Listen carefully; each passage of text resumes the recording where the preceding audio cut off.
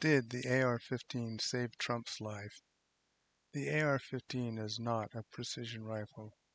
Having grown up in the family tradition of hunting with rifles, I think there are a few misconceptions about so-called assault rifles that I believe have warped the understanding of what happened at the attempted assassination of Donald Trump, barring, of course, the notion that there may have been two shooters instead of just Matthew Thomas Crooks.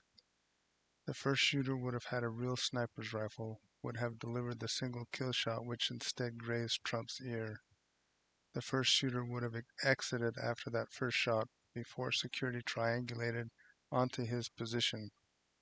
That would have left Crooks to spray multiple inaccurate shots, taking the blame for the assassination attempt, which was conveniently provided to him by security intentionally ignoring his presence and providing the perfect location for him to shoot from. Of course, that type of malfeasance would imply corruption at the highest levels of government. No, if you want to read about that kind of stuff, pick up a copy of Stephen Hunter's Point of Impact. He also does a good job of talking about what makes a rifle accurate. Today, we're going to focus on some of the somewhat dry details of why assault rifles don't make good sniper rifles. Here's a photo of two AR-style rifles. The top one is a custom rifle, and the bottom one is a more run-of-the-mill, inexpensive model. If you added a scope to the bottom rifle, you would likely have a copy of the rifle that Crooks used. The top rifle, although having better features than the bottom one, weighs a lot more, coming in at 11 pounds. The bottom rifle only weighs 7 pounds.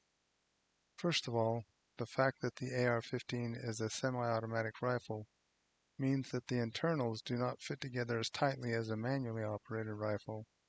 When parts are moving around quickly and forcefully, there is a need to give a larger margin of error to deal with inconsistency of the way that the internal parts interact. These inconsistencies are problematic to accuracy. For a rifle to be accurate, it needs to be both consistent and predictable.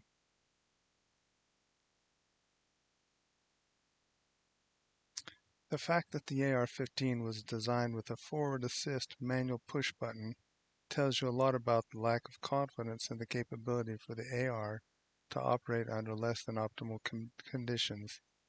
You can see the forward assist button highlighted in green on the rifle in the photo. What does the forward assist button do? If the next round of ammunition does not load fully into the firing chamber, you have to push the forward assist button to manually maneuver the bullet into the firing chamber so that the bolt can close and lock into position. The AR will not fire until the bullet is properly seated in the firing chamber and the bolt is locked into position.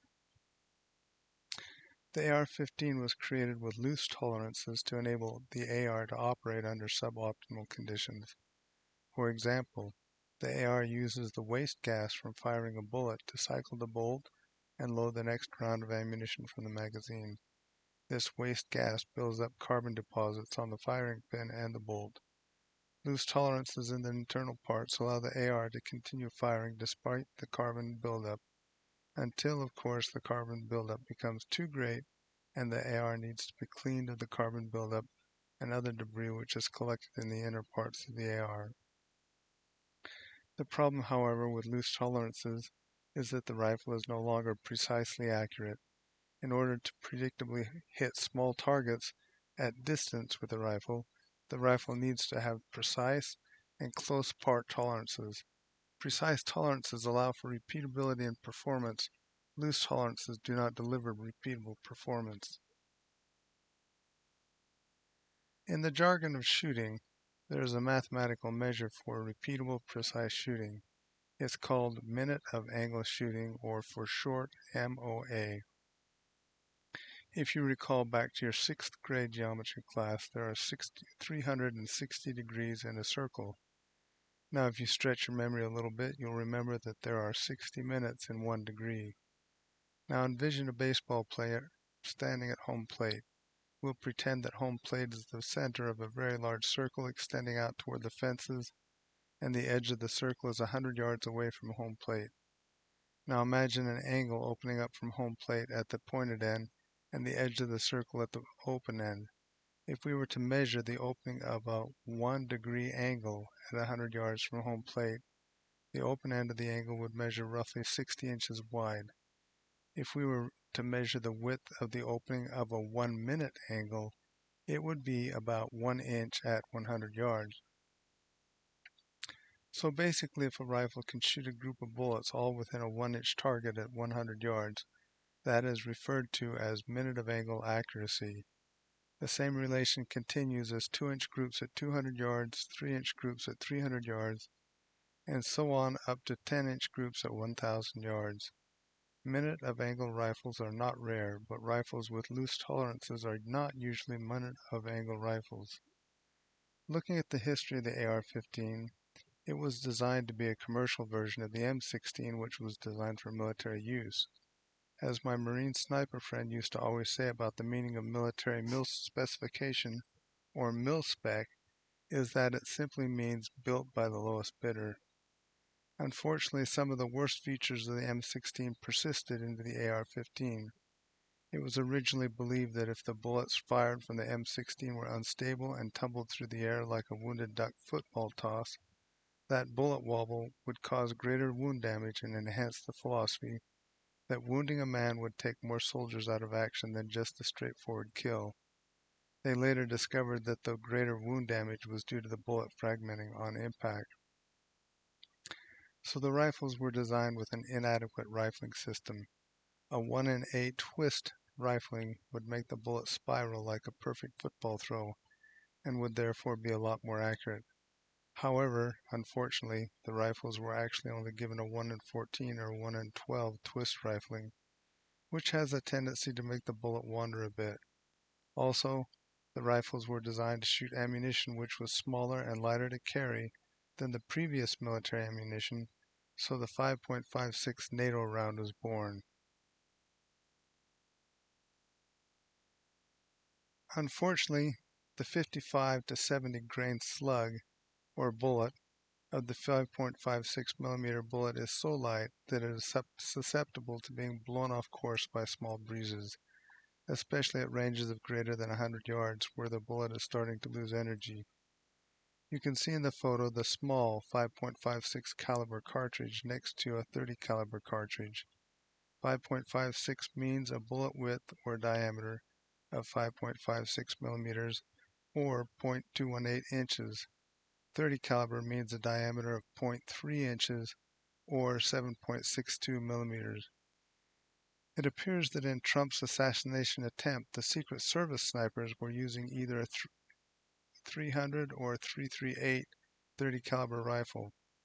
Although these small numbers don't seem that much different, the real measure is in the weight of the bullets, which for 5.56 caliber is as small as 55 grains, and for the bigger sniper bullets as heavy as 240 grains.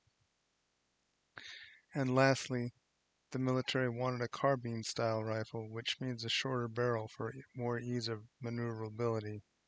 Unfortunately for accuracy, shorter barrels typically aren't long enough for all of the powder in the cartridge to ignite thoroughly. This results in non-optimal bullet energy and a less flat bullet trajectory. These four factors, number 1, loose part tolerances, number 2, slow rifling twists, number 3, lightweight bullets, and 4, short barrel lengths all contribute to the AR-15 design being an inherently inaccurate sniper rifle. Obviously, people who shoot a lot know about all these things and can customize their individual AR-15 to perform better. Loose tolerances also allow for interchangeability of rifle parts from various manufacturers. Hobbyist shooters love to customize their AR-15 rifles by accessorizing their rifles with a variety of custom parts. However, not all custom parts work with every brand of AR-15 rifle. It takes skill to modify an AR-15 and get it to working properly. Not uncommonly, the modified AR-15 will start to jam and not function properly. But what about the AR-15 that Matthew Thomas Crooks used? The media has reported that the AR-15 was bought by his father 11 years ago. I would hazard a guess that the AR-15 used by Matthew Crooks was an inexpensive, relatively inaccurate rifle. There is a YouTube channel, KB32 Tactical, which quite effectively demonstrates the shortcomings of the AR-15 rifle. I'll leave the link below. In his video, there is a breeze that consistently moves his bullets to the left, unless he tries to correct for the windage. He also shows that he is not able to achieve minute of angle accuracy with his AR-15. Now let's contrast that with the sniper rifle which took Crook's life.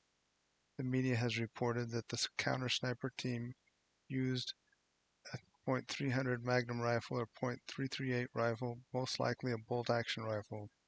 Bolt-action rifles typically have tighter tolerances than a gas-operated semi-automatic rifle like an AR-15. The 300 or 338 bullet weights are typically from 200 to 240 grains, with correspondingly heavy amounts of gunpowder to drive those massive bullets. Contrast that to the puny 55 to 70 grain bullet weights for the AR-15 5.56 round. Inside of 150 yards, it would take a relatively stiff breeze to blow a sniper bullet off course, but not a lot of breeze to move an AR-15 bullet, as seen in the KB-32 tactical video.